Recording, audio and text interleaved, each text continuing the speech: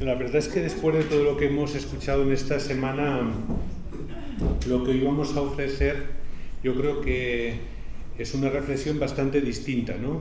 Hasta ahora ha prevalecido la filosofía, la teología. Hoy sobre todo va a ser una intervención sobre todo práctica y pastoral, ¿no? El título de esta última reflexión, de esta Semana de Teología, es Pastoral que promueve la participación de todo el pueblo de Dios. Y cuando Vicente me dio este título pensé, gracias a Dios, esta diócesis de Teruel y Albarracín tiene una larga historia sinodal, aunque en aquel momento normalmente no se llamaba así, ¿no? Muchos en las encuestas para el sínodo de los obispos habéis dicho que recordabais el estudio socioreligioso que impulsó don Damián Iguacén, los mayores y de la tribu, ¿no? Abierto ya a la participación de todos los bautizados y bautizadas. Y desde entonces, no podemos detallar ahora muchos momentos, pero todos los obispos que han pasado por esta diócesis, con sus acentos y peculiaridades, lógicamente, han impulsado este modo genuino de ser Iglesia. Y me llamaba la atención esto porque el documento de trabajo para la etapa continental del sínodo afirma: muchos subrayaron que era la primera vez que la Iglesia les pedía su opinión y que deseaban continuar este camino. Nosotros no tenemos esa experiencia, tenemos una rica experiencia sinodal de participación de todo el pueblo de Dios. Como decía, esta última intervención es más práctica, pastoral que teológica. Va a tener, como veis en el esquema, dos partes. La primera, la más larga, vamos a ir viendo el camino recorrido en estos últimos meses. Y la segunda parte, más breve, en la que trataremos de explicar qué vamos a hacer de aquí en adelante, es más breve y supondrá un poco el plan para los próximos meses. Y en esta ocasión vamos a compartir esta intervención con casi todo el equipo de la Comisión Permanente del Consejo Diocesano de Pastoral, ¿no? Que está aquí: Pilar Martín, Nuria García, Nacho Hernández, Isabel Jiménez, Amparo Ripoll y Luis Arturo Jiménez. Solo nos falta Juan Pablo, que no puede acompañarnos esta tarde ni a su pesar. Nos vamos a remontar a septiembre de 2021, ¿no? Había terminado el plan de pastoral elaborado y desarrollado siendo obispo don Antonio Gómez Cantero, con las grandes dificultades que impuso la pandemia del COVID-19. La diócesis de Teruel tenía que preparar un nuevo plan que coincidió con la convocatoria del Sínodo de los Obispos, dedicado precisamente a la sinodalidad y la llegada de este pecador que os ha tocado en suerte como obispo, ¿no? Nos poníamos en camino, y en algunas ocasiones hemos dicho como Abraham, urgidos por la realidad cambiante del mundo en el que vivimos, urgidos sobre todo por la llamada de Dios a anunciar la buena noticia de su amor y de su verdad en esta hora concreta, la que nos toca vivir. Nos pusimos en camino sin saber a dónde nos conduciría, como Abraham, pero confiando en la promesa de Dios que siempre nos asegura no solamente su presencia, sino también su ayuda y la existencia del Espíritu Santo que nos guía. Esa guía del Espíritu Santo no garantiza que no tengamos errores. Por supuesto, los errores van a estar allí. Pero si estamos abiertos a la presencia del Espíritu, Él, como el mejor tontón del mundo, como el mejor navegador, recalculará para que no perdamos el rumbo. En este camino hemos comprobado que la fe ve en la medida que camina, en la medida que se adentra en el espacio abierto por la palabra de Dios, dice el Papa Francisco en su primera encíclica. Caminando hemos ido descubriendo las señales que Dios indefectiblemente muestra a su pueblo, y por eso he elegido esa imagen de ese cielo desde Javalambre, que va mostrando la Vía Láctea, que nos va mostrando el camino incluso cuando es de noche. Esa guía del Espíritu Santo la tenemos cuando estamos atentos, abiertos a la Sagrada Escritura, a la escucha de los hermanos y hermanas que comparten con nosotros su fe, de las personas empobrecidas, donde Dios está presente de una forma especial, y por supuesto en todos los hombres y mujeres de buena voluntad. Quisiéramos ahora hacer memoria agradecida de este recorrido realizado desde septiembre, recordando algunas señales, algunas luces. Es imposible recordar todas. Unas luces y unas señales que tendremos que tener muy en cuenta en el trabajo que nos aguarda. La primera de esas luces fue el Sínodo de los Obispos. Don Nacho Hernández, a la palestra. Bueno, pues ya sabéis que el Sínodo de los Obispos tiene un culpable, que es el Papa Francisco, y el Papa Francisco nos invitaba, y nos sigue invitando todavía hoy, cada día, a caminar juntos, ¿no? Y el Sínodo lo que nos implica es que tenemos que escuchar al Espíritu, y nos tenemos que escuchar también unos a otros, a soñar juntos el futuro de la Iglesia y del mundo, a discernir y sobre todo a trabajar cada día unidos y en buena sintonía. Está claro que el sínodo no es ni puede ser una moda. Lo hemos dicho muchas veces. El Papa Francisco afirmó que el camino de la sinodalidad es el camino que Dios espera de la Iglesia del tercer milenio, convencidos cada día más de que esta es la senda a recorrer también en nuestra diócesis de Teruel y Albarracín. Hemos de afrontar así este sínodo sobre la sinodalidad como una oportunidad preciosa para la Iglesia Universal, como digo, para nuestra diócesis y para todas nuestras comunidades parroquiales, religiosas, los movimientos, las cofradías, las asociaciones, etc. El proceso sinodal tiene sólidos fundamentos que no podemos olvidar. Por un lado, en el cuerpo eclesial, el único punto de partida, y no puede ser otro, es el bautismo, nuestro manantial de vida, del que deriva una idéntica dignidad de hijos de Dios, aun en la diferencia de ministerios y de carismas. Por eso, todos estamos llamados a participar en la vida y en la misión de la Iglesia. Esto nos lo decía el Papa Francisco en octubre del 2021. Dios dota a la totalidad de los fieles de un instinto de la fe. Eso que nos decían, el sensus fidei, que estudiamos algún día, no me acuerdo ya, que nos ayuda a discernir lo que viene realmente de Dios. Por eso, Cipriano de Cartago, heredero e intérprete de esta tradición en la mitad del siglo III, formula el principio episcopal y sinodal que debe regir la vida y la misión en nivel local y en el nivel universal.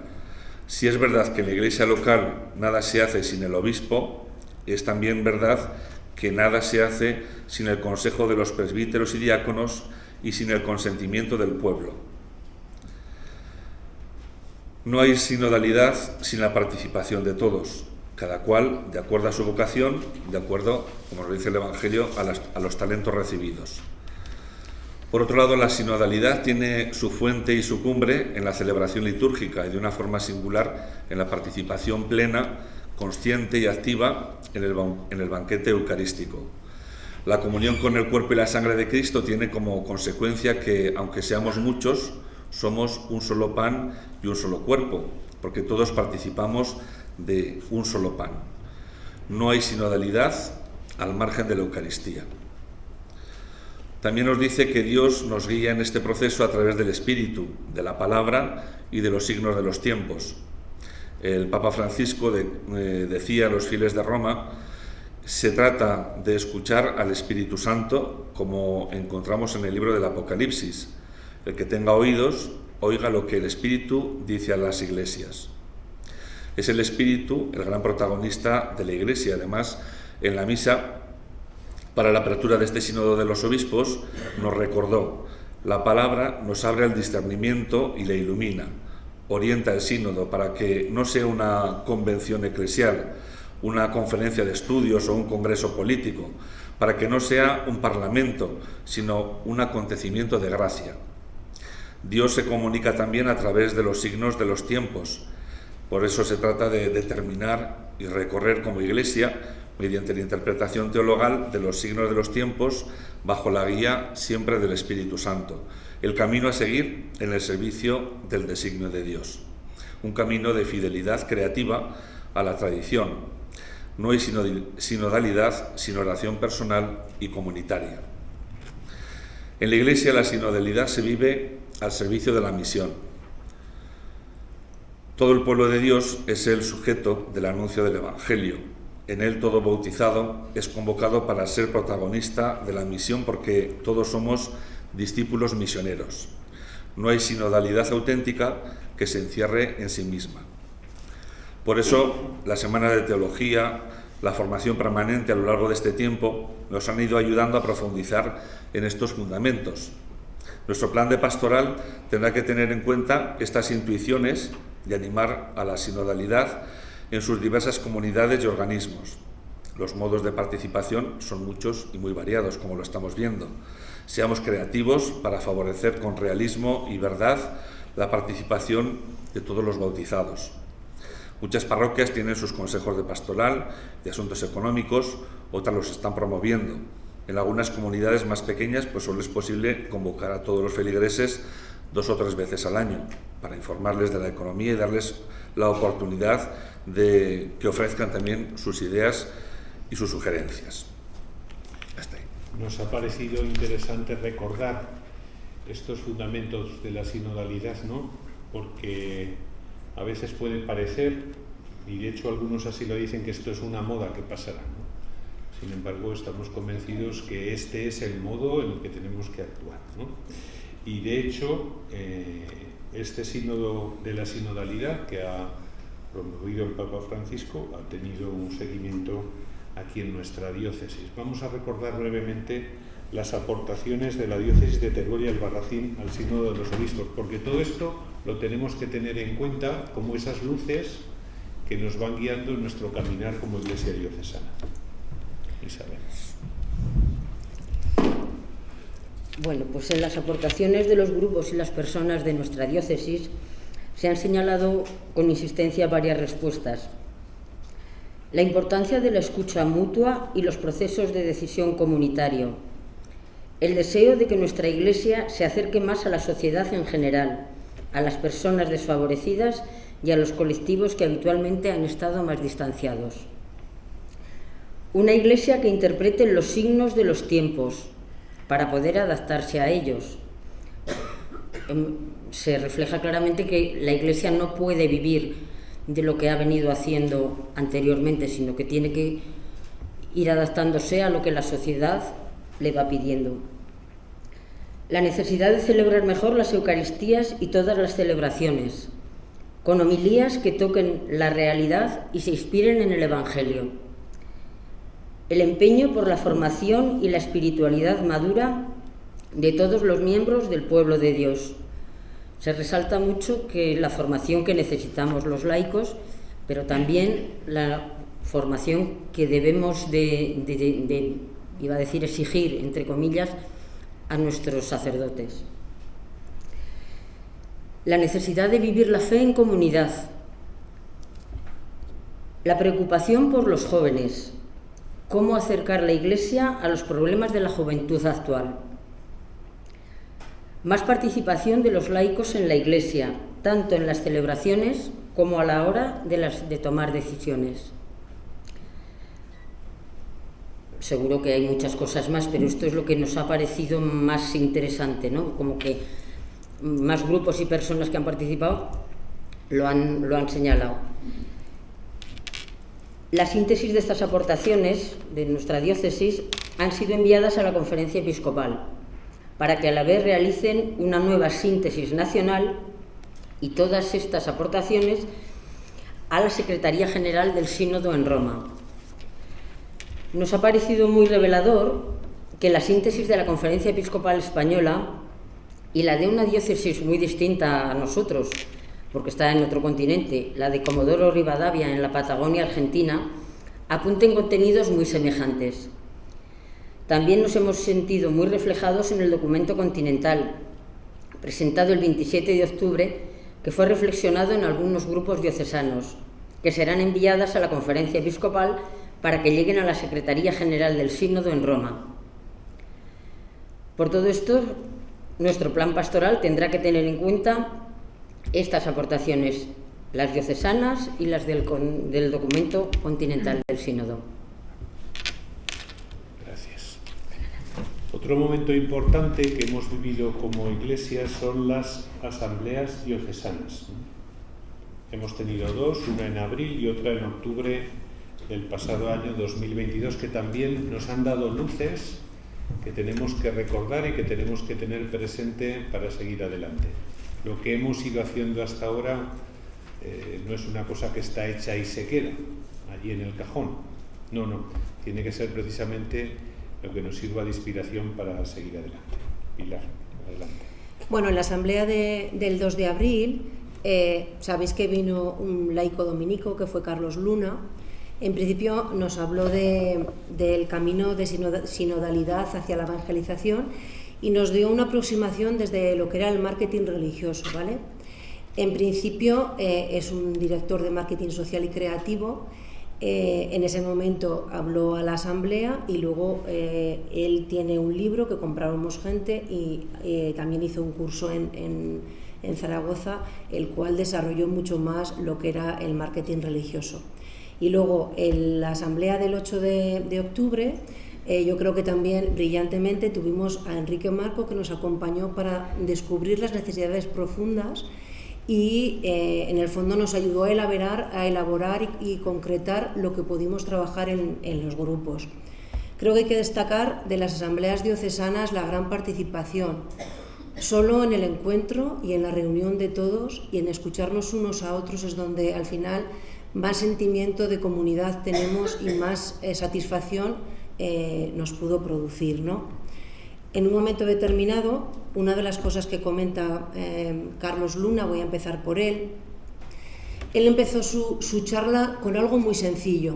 Habló de 3 momentos, de 3 encuentros de Jesús en el Evangelio y lo único que nos hizo descubrir es que solamente encontrándonos con Jesús, eso nos lleva a un proceso de conversión y solo desde la conversión podremos hablar de Él. Eso nos hace hablar de Él, eso nos hace salir a la evangelización. Si hablo de Dios, del Dios de Jesús, eso me ayuda a mí y me devuelve para volver a evangelizar. En este camino sinodal, él nos planteaba que teníamos que reentusiasmarnos, que en el fondo lo de siempre nos ha valido un tiempo, pero ahora que estamos en un momento vital donde se nos ha pedido opinión y tenemos que ilusionarnos por la tarea que nos queda. Este camino no lo vamos a hacer solos, porque en principio tenemos que plantearnos escuchar a otras realidades que se encuentran cerca de nosotros.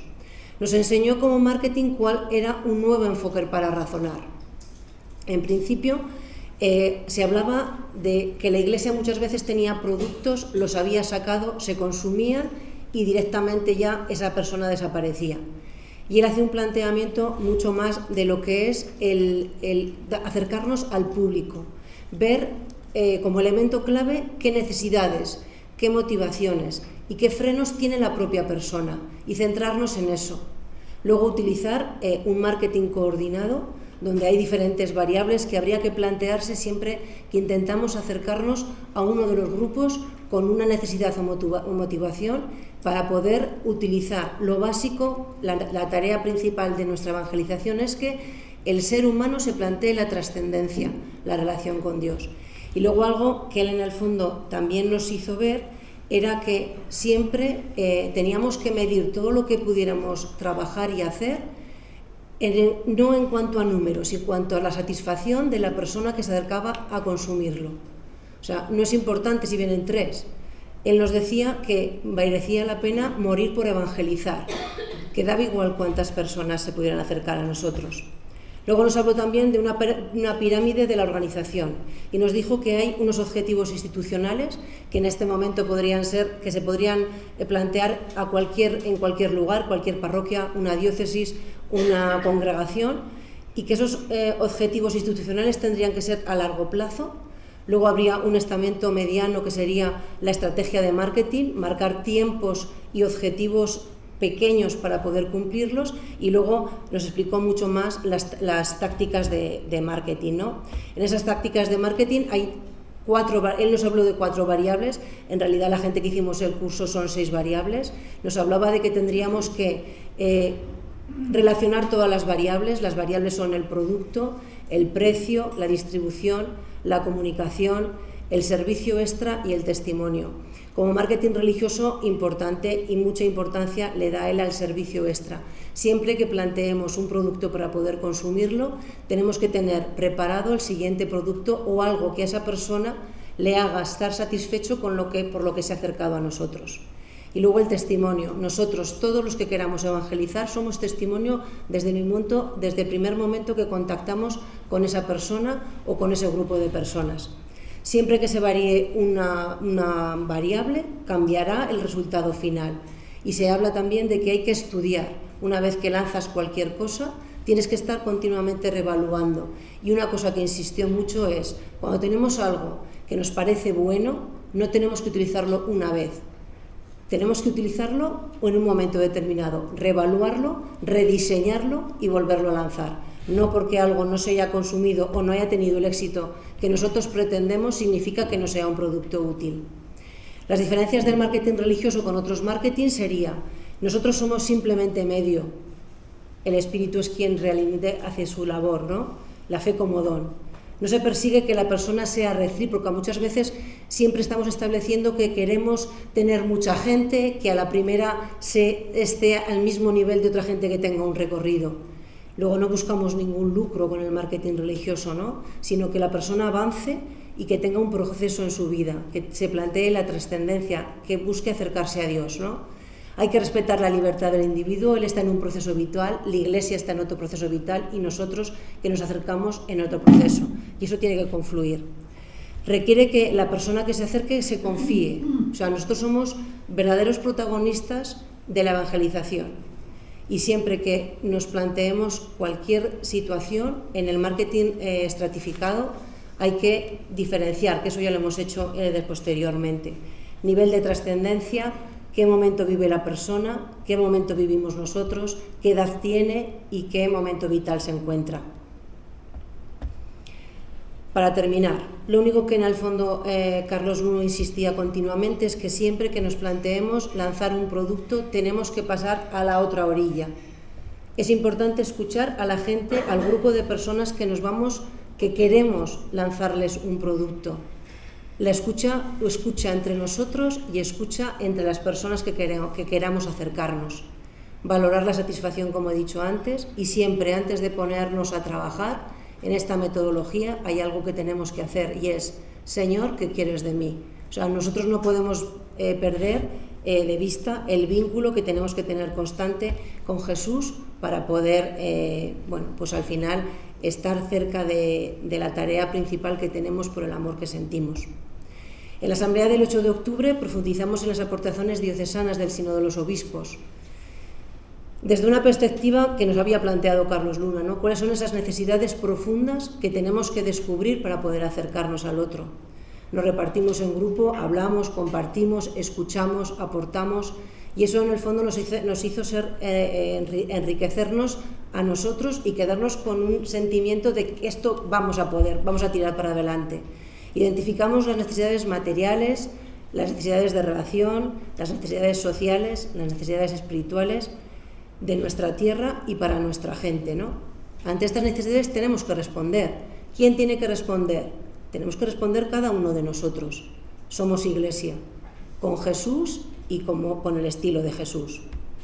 Necesidades de personas discípulas, pues bueno, se concretó que tiene una necesidad de sentido de pertenencia, necesidad también de crecimiento, necesidad de ser escuchados y de escuchar, necesidad de sentirse útiles dentro de la Iglesia donde estemos, compartir con otros situaciones que vivimos, que podemos estar en lugares diferentes, pero vivir situaciones semejantes, formación para vivir, celebrar y transmitir la fe, acompañamiento espiritual, y luego espacios de encuentro, ¿no? Lo que nos dijo Salgado, ¿no? Lo de juntarnos cada 15 días y cada 4 meses montar una fiesta o hacer un evento, ¿no?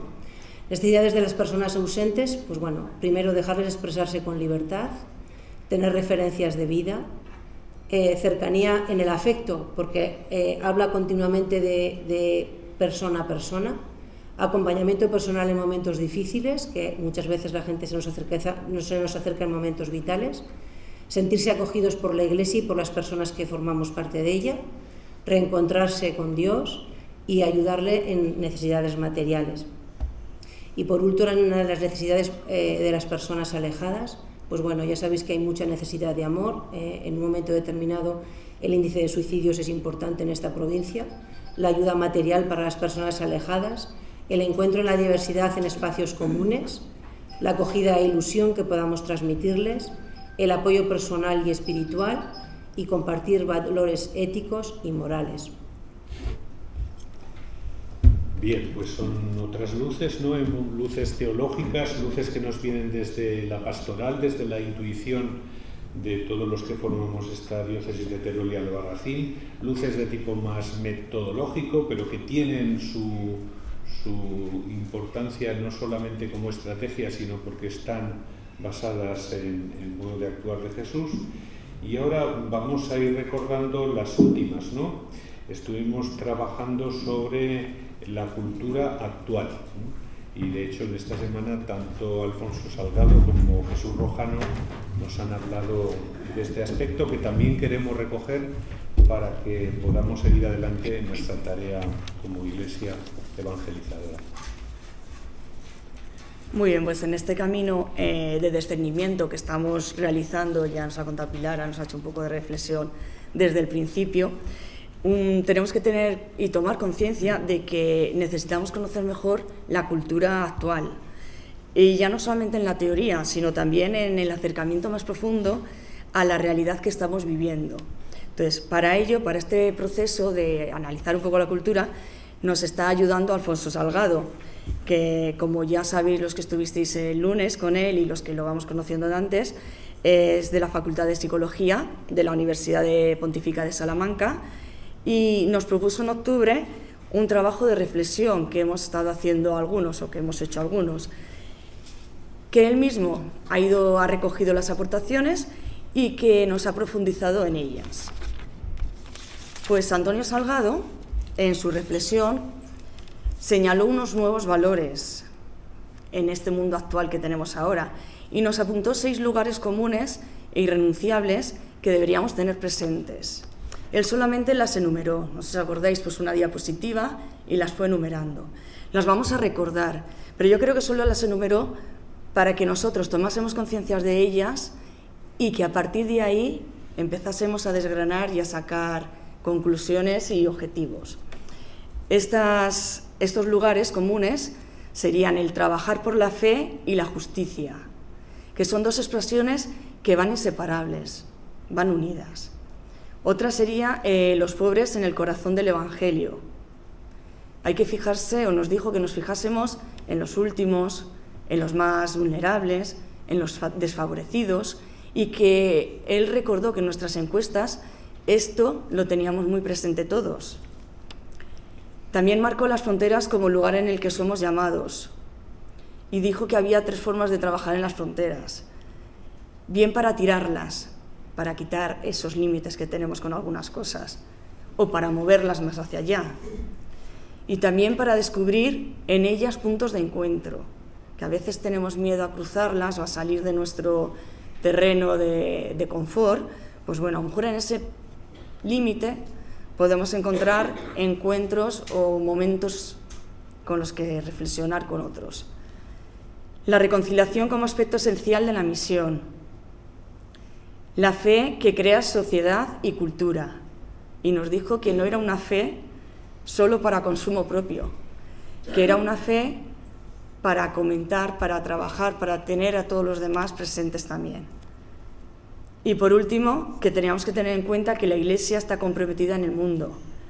Y nos dio como referencia, nos dijo que viésemos todos los documentos del magisterio, las cartas que estaban escribiendo últimamente los obispos, donde muestran los momentos y desafíos en los que nos estamos moviendo, que las deberíamos tener también presentes. Bueno, pues estos 6 lugares se nos tienen que quedar en nuestra memoria para a partir de ahí trabajar.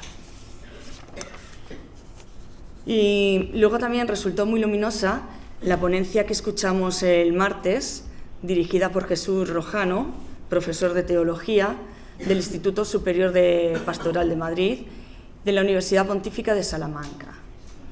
Y ahí va a ser Amparo la que nos comente o nos recuerde los puntos importantes que nos marcó. Bueno, como vimos, hizo todo un recorrido de cómo se ha ido viviendo, cómo ha ido afectando también la cultura a lo largo de la historia, sobre todo esa relación de cultura y fe, pero nos vamos a centrar a destacar más que nada las características de la cultura actual que tenemos, y ahí resaltaba varias cosas. La principal es que vivimos en una cultura en la que pues, vivimos desde una forma escéptica, somos escépticos, se duda de todo, no hay grandes verdades, y va analizando poco a poco todas las características de la cultura de hoy. También destacaba que la cultura de hoy, la cultura actual, presenta unas dificultades, que es lo que vemos muchas veces a la hora de trabajar, y que son pues, como amenaza. Destacaba pues, el nihilismo, la superficialidad, el relativismo, el individualismo que vivimos, esa crisis de pertenencia, la rebaja a compromisos sociales y a las utopías y una acentuación de la secularización. También nombraba la cultura actual como una sociedad líquida, donde la gente vive en cambio continuo, no se acoge a nada, cambia de actividad, de trabajo, de pareja, destacaba mucho que incluso de religión. Y desde ahí lo que más llama la atención es que muchas veces preferimos estar más conectados que comprometidos. Vivimos las relaciones desde la conexión, a veces pues desde las redes sociales. Entonces vivimos una relación de poca profundidad. También destacaba que existe una inconsistencia en la transmisión de la fe. Y una de las cosas que llama también la atención es que la sociedad de hoy es la sociedad del cansancio. Nos vamos marcando un ritmo, nos exigimos un ritmo de vida que muchas veces no podemos llevar, no llegamos a todo lo que tenemos. Entonces, con ese ritmo vamos perdiendo esa capacidad de escucha, de crear, de atención, esa capacidad de ser pueblo y de ser comunidad. Entonces, en todo esto está también presente la figura de los nómadas existenciales, una figura que llamaba la atención como lo explicaba, ¿no? Que a veces inconscientemente pues vamos buscando sin saber lo que queremos o sin saber qué buscamos. Otro de los puntos que nos ayudó y que nos va a ir ayudando, concretando para nuestro plan de pastoral, es los caminos a cuidar en nuestra pastoral. Ahí sí que fue marcando pues las formas de actuar, ¿no? Presentar la fe como una opción de vida que a la gente pues haga feliz, que me haga feliz esa opción de vida. Y sobre todo una vida desde la libertad y una vida en abundancia. Resaltaba mucho el atender a los moradores, la figura de los moradores y de los buscadores. Él decía que los moradores son los que permanecen, los que están, y esos hay que cuidarlos, pero hay que acoger a los buscadores que llegan a nosotros. El que vivamos centrados en Jesús, creando unos espacios de oración y de comunión, el partir de unas experiencias existenciales y de las preguntas por el sentido, que la gente se pregunte por el sentido. El saber acompañar para saber discernir, el ayudar a discernir. Nos ofrecía pues, la regla de las 3 Ds, ¿no? Que llamaba la atención y hay que tener en cuenta para transmitir esa fe.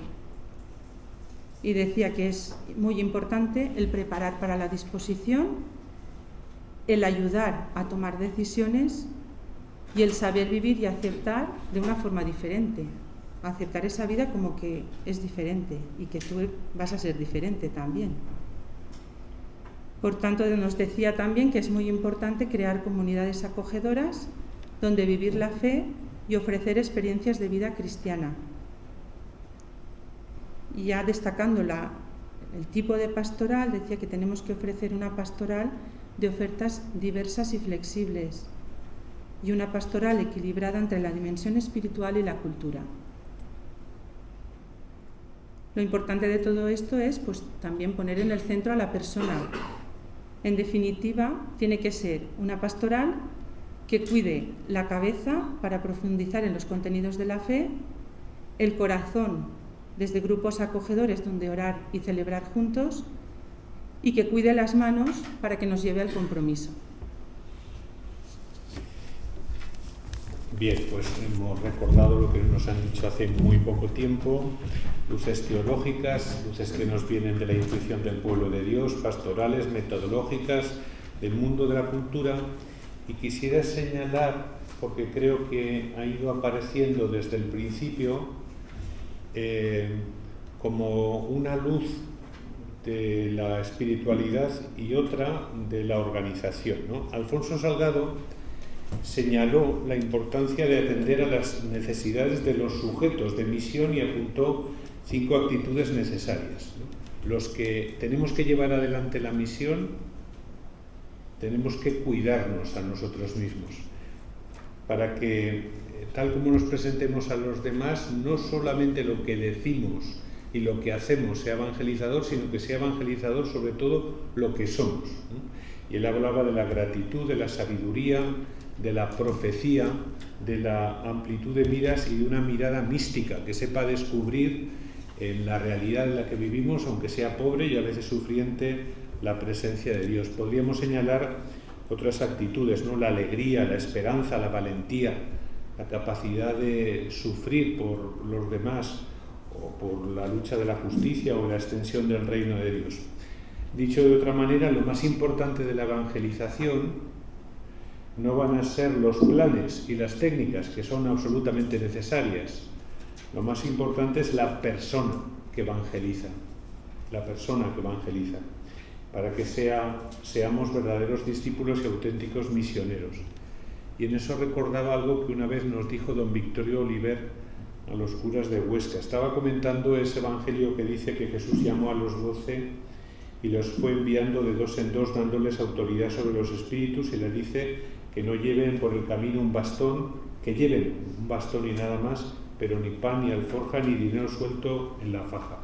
Y él decía, ¿esos medios son importantes? Sí, pero lo más importante es el cura, que se cree lo que vive y que evangeliza. El laico, que de verdad se esfuerza por vivir aquello que celebra. El niño, la niña, el religioso, la religiosa.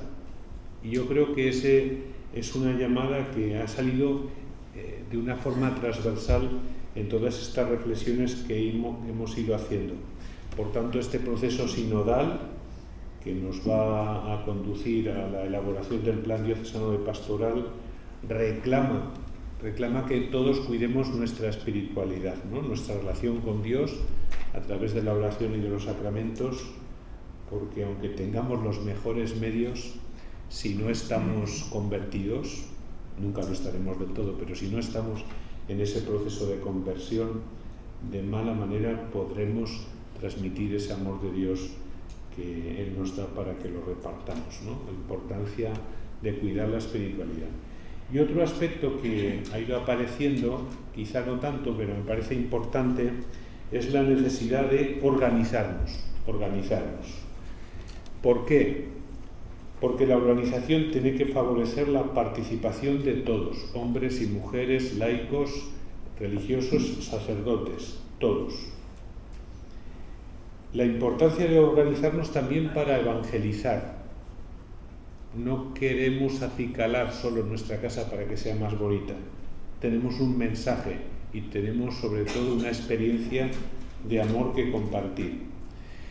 Y aunque no sea lo más importante, para mí, desde luego, también es una cosa que pienso siempre, que nos tenemos que organizar para dejar una diócesis viable a la próxima generación. No podemos dejar una diócesis que no tenga o que sea una organización tan sumamente pesada que los sacerdotes, los religiosos, los laicos, todos no la podemos llevar adelante. Y en ese sentido pues tendremos que ir dando pasos para organizarnos mejor.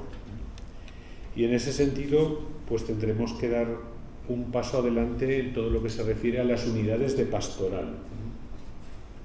Este tema de las unidades de pastoral, como el sínodo, también parece que es un tema para aquellos que, bueno, pues les gusta, ¿no? Sin embargo, quisiera recordar un discurso no del Papa Francisco, sino del Papa Juan Pablo II a los obispos de Francia. Les decía: para adaptar las estructuras pastorales a las exigencias de la misión, la fisionomía de vuestras diócesis se ha ido modificando profundamente. La perspectiva de la eclesiología de la comunión, que tiende a edificar la Iglesia como casa y escuela de comunión, ha orientado en parte vuestros proyectos pastorales. La disminución del número de sacerdotes no es la única causa de las reorganizaciones pastorales que resultan, decía ya Juan Pablo II, necesarias. Al realizarlas habéis constatado la reducción numérica de las comunidades. En el aspecto positivo, esto ha permitido a algunos laicos participar activamente en el dinamismo de su comunidad, tomando conciencia de las dimensiones profética, real y sacerdotal de su bautismo. Son numerosos los que han aceptado generosamente comprometerse en la vida parroquial para asumir bajo la responsabilidad del pastor y respetando el ministerio ordenado el deber de la evangelización, así como el servicio de la oración y de la caridad, como ayer nos recordaban y tenemos allí en la diapositiva. La reorganización es precisamente para esto, para hacer mejor el anuncio, la celebración y la caridad.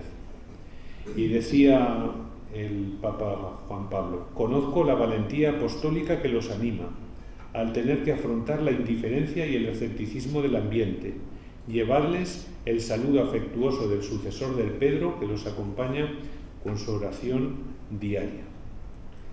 En ese sentido, hemos empezado un proceso de reflexión, bueno, estamos continuando, ¿no? Un proceso de reflexión de ese documento Nazaret era un pueblo pequeño. Y ese documento plantea que tenemos que ir formando equipos de animación pastoral. ¿Qué son esos equipos de animación pastoral? Son grupos reducidos, integrados por sacerdotes, religiosos o religiosas y laicos, hombres o mujeres, cuya misión es llevar adelante la acción evangelizadora de una unidad pastoral. Pues 3 o 4 personas que con la coordinación del párroco llevan adelante la acción pastoral en una unidad pastoral. Eso es un equipo de pastoral. Personas que se incorporan desde su ser laico, religioso, de una forma más comprometida a la cura pastoral de las comunidades. Y otros grupos que tendremos que seguir potenciando son los consejos de pastoral. Ya sabemos que no son organismos más amplios, de más personas que están al servicio de la unidad y corresponsabilidad de sacerdotes, religiosos y seglares en el cumplimiento de la misión de la Iglesia. Y otro aspecto en el que tenemos que crecer de la organización es ver nuestra organización diocesana, para ver si realmente, primero, está funcionando y segundo, aunque sea buena, ver si realmente podemos llevarla adelante, si tenemos que, de alguna forma, reorganizarla para que sea, bueno, pues más útil al servicio del anuncio de la palabra de Dios, la celebración de los sacramentos y el servicio de la caridad. Quizá os haya resultado un poco largo este recorrido, pero nos parece que es muy importante ir recogiendo lo que hemos vivido, ¿no? Recordar las señales que poco a poco Dios nos ha ido mostrando. Antes de pasar adelante, sí que quisiera terminar esta primera con una palabra que es gracias, ¿no? Gracias por la participación de tantas mujeres y hombres, gracias especialmente al Consejo Diocesano de Pastoral y también gracias a esta gente de la Comisión Permanente que han animado este proceso con espíritu verdaderamente sinodal. Bueno, pues entramos en la última parte. Todo esto que hemos ido recordando tiene un futuro. El camino continúa.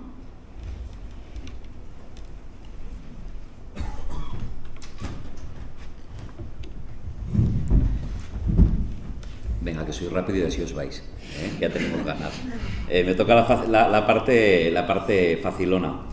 Lo primero de todo, decir que en todos estos primeros epígrafes del punto 1, pues que están abiertos, como no podía ser de otra forma, a que le deis una vuelta, a que añadáis, a que reflexionéis, a que quitéis, a que nos comentéis, que esto continúa, que no es nada, ¿no? Son luces que se van dando, pero desde luego seguimos abiertos, quiero decir, nosotros y el Consejo Diocesano también, a seguir incluyendo y enriqueciendo todo este primer punto del que hemos hablado. Esto sería la primera cuestión, ¿sí? Rápido. Segunda cuestión, el Plan Diocesano de Pastoral, que con todo lo que hemos trabajado, hemos reflexionado, hemos rezado y las luces que se han ido adquiriendo, hay que darle carne. Hay que darle carne y, siguiendo una estructura mínima como la que tenéis ahí, vamos a intentar, con todo lo visto y trabajado hasta ahora, obtener los principales objetivos, la forma de llegar a darles carne a esos objetivos. Fijaos que seguimos con el mismo esquema que hemos venido trabajando, que son como 3 focos de personas a los que vamos a dirigirnos.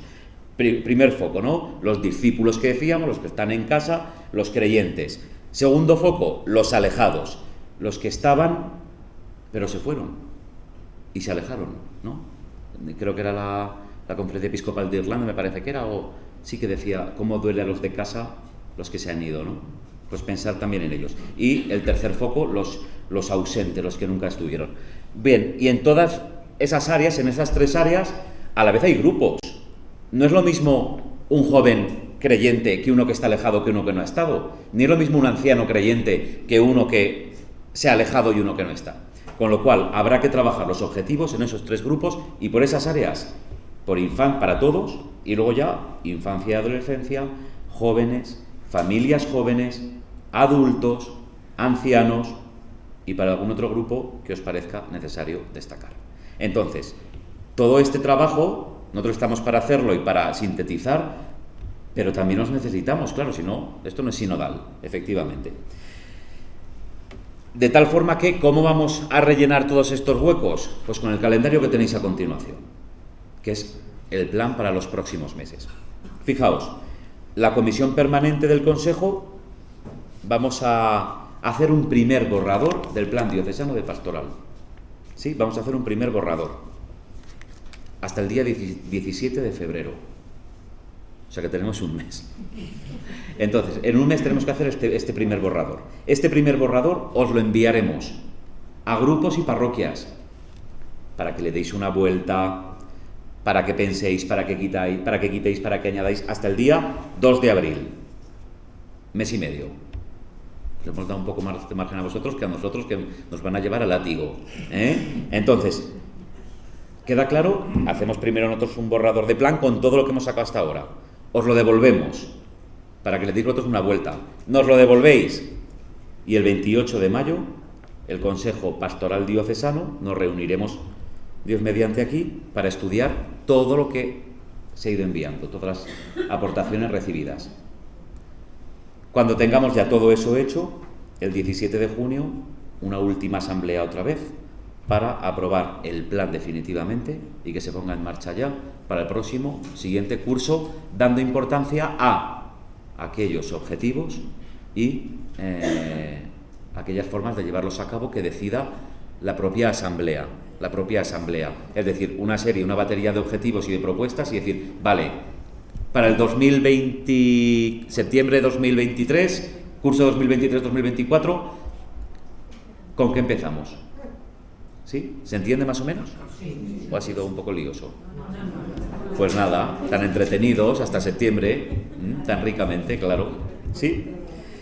Si alguien nos necesita al Consejo Permanente, o bueno, pues que llamen a Juan Pablo o cualquiera de nosotros y estaremos al servicio en lo que podáis necesitar o cualquier cosa que tengamos que hacer o iluminar alguna duda o estar donde haga falta. ¿Sí?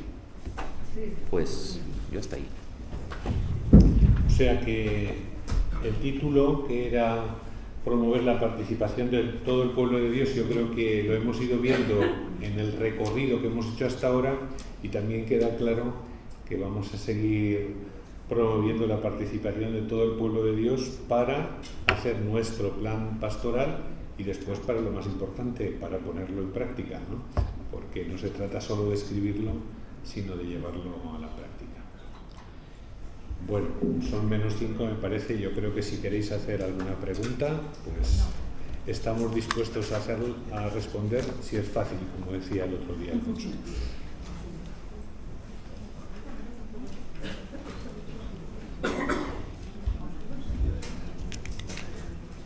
Bueno, yo comparto una sensación que tengo en este momento, ¿no? Y es, pues mira, que después de una semana de teología que me ha parecido un poco con altibajos,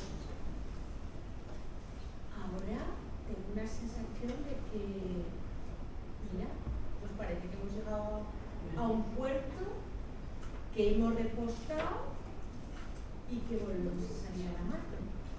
Y tengo una sensación buena de estar en marcha y con unos objetivos bastante claros y concretos.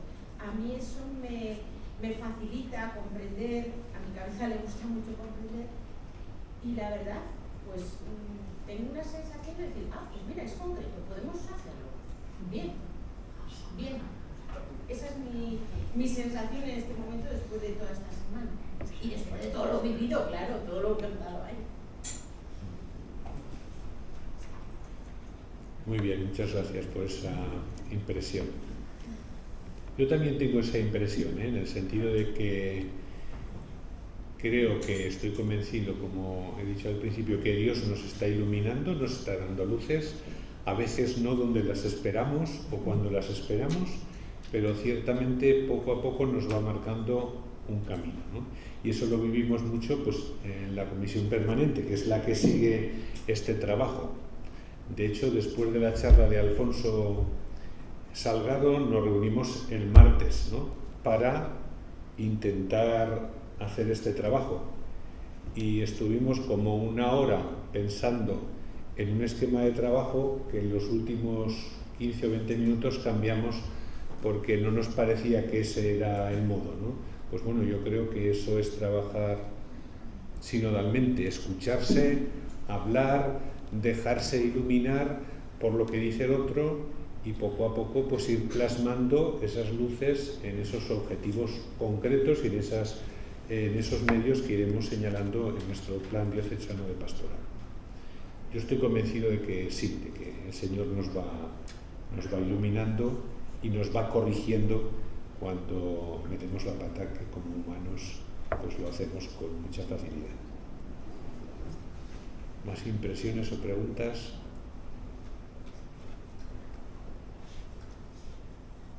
¿No? A ver. Me gustaría que explicaras un poco más lo de las unidades pastorales.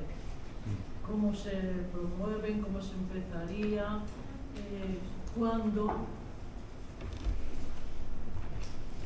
Con respecto a las unidades de pastoral, ciertamente tenemos que hemos empezado esa reflexión en el Consejo Presbiteral y tenemos que hacerla también en el Consejo Diocesano de Pastoral, ¿no? Porque ahora prácticamente llamamos en la práctica aquí en Teruel unidad de pastoral a las parroquias que lleva un sacerdote.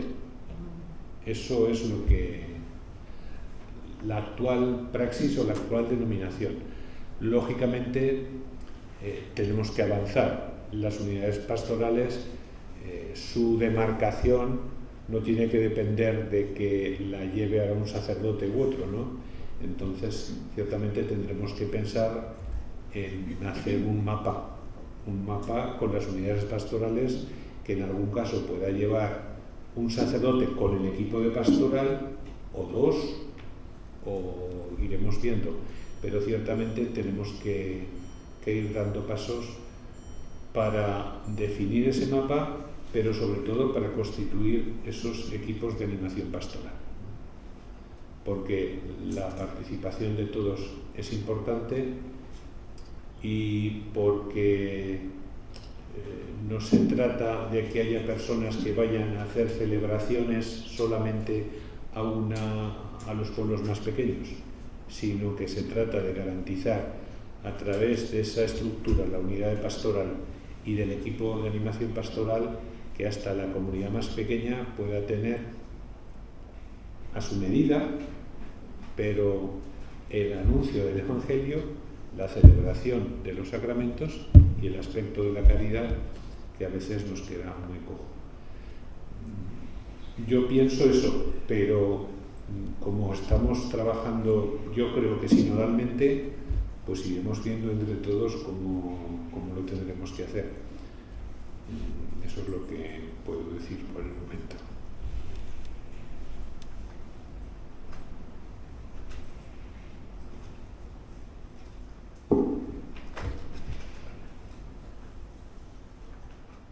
Nada más, pues a cenar. Vamos a simplemente, ahora ya no como ponente, sino como pastor de esta iglesia de Teruel y Albarracín, agradecer al Instituto Teológico la organización de estas jornadas, ¿no? Porque me parece que son importantes, no solamente atender a lo más urgente, sino atender a otras personas que nos ayuden a profundizar más, que nos ayudan a profundizar más desde puntos tan diversos como la teología, la cultura, la dimensión de la caridad. Espero que, como ahora nos decían, bueno, pues hablamos con la idea de que todo esto que hemos ido trabajando lo vamos a ir plasmando para que a final de año podamos tener ya nuestro plan diocesano de pastoral. Gracias al Instituto y gracias a todos y a todas. Buenas noches.